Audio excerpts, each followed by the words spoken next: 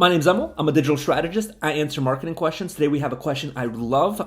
It's about Google Ads and the store visits reporting metric accuracy. And this question is from Reddit, from Search Ads 1.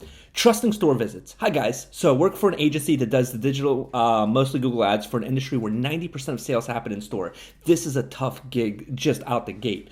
Only problem is most of the clients seem not to believe in this and are skeptical accuracy of store visits, rightfully so.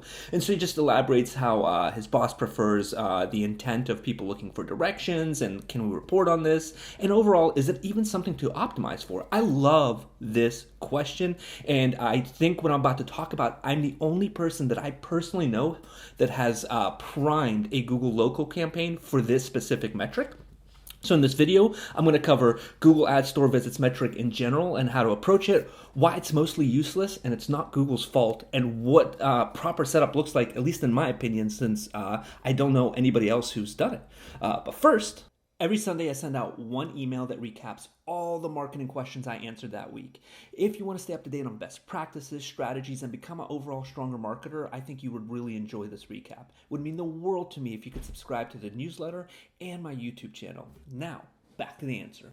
I've had the privilege to validate through experimentation. As we know, running local campaigns where we're tracking offline conversions, when we do get to track them, it's just such a hit and miss. And to have the infrastructure, the trust of the company, and the budget and the timeline to do this, it was absolutely, it changed how I run local campaigns.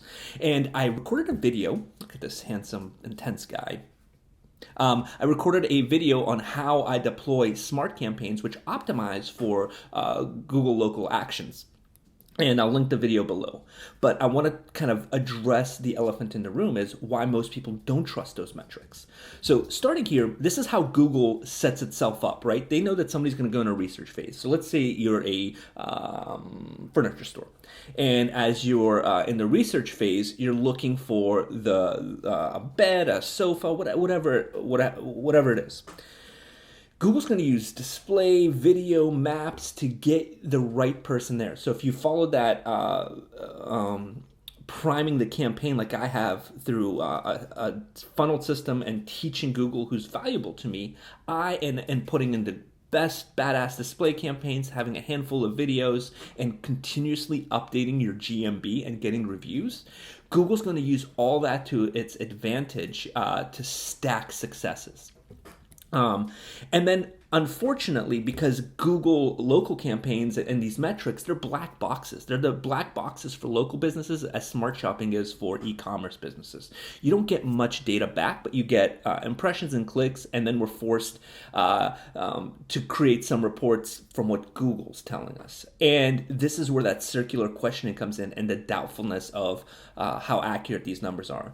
For instance, I could be a devil's advocate and say anybody who's asking for directions, well, that's an Uber driver or delivery sending employees to and from work, or delivery drivers who are new on the route, or the volume. We don't have enough volume of foot traffic to hide the privacy hashes needed for true reporting. So Google's not going to report accurately there at all.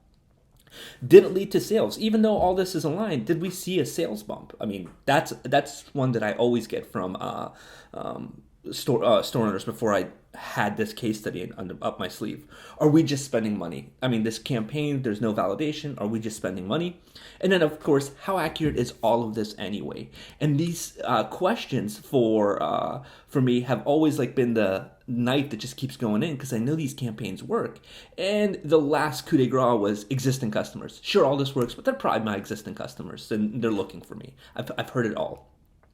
So this is the world that I've lived in. I know the pain. I know how hard it is to get out of it. So I'll tell you what we did. We did that prime, and then we rolled out Google local campaigns optimizing for calls and for store visits.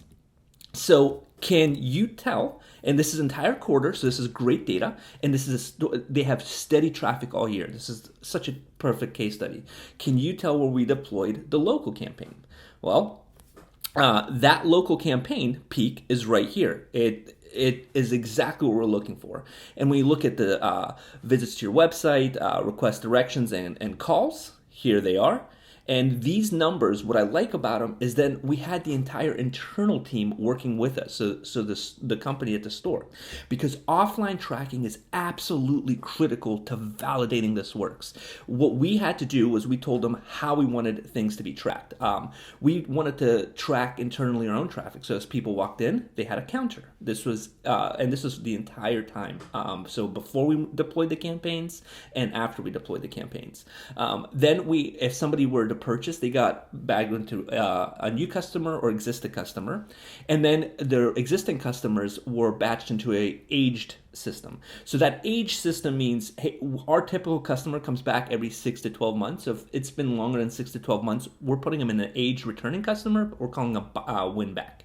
And then we tracked the promotions that the YouTube videos and display videos and so forth were, or display campaigns were pushing. What we tracked, we had a 12% bump in store traffic, $8,000 in above average sales, and 97 new customers. Unfortunately, the aged customer report was something they weren't able to give us back. So these are great numbers because we spent on that entire local campaign optimizing for store visits, I think $600 or $700. But we had about another $1,500 or $2,000 a month going priming that campaign through search, YouTube, and display, building the audiences we really wanted, the offers, and then we just pushed local and it exploded. I absolutely think that store traffic metric is great when you have foot traffic that can be validated. And I always tell now, any company I deploy this for, we have a system, a checklist, and then they have to be involved. And we'll test how accurate their in-store tracking is for a week or two before we deploy this. And if it's not where we like it, we decide we're not going to run this campaign, and we're very honest with them and telling them they're missing out on a ton of business. So I hope this helped. Hope it added some perspective. Let me know if you have any other questions. As always, it would mean the world to me if you could subscribe below. I send out videos like this every single day answering questions about marketing. Good luck and happy marketing.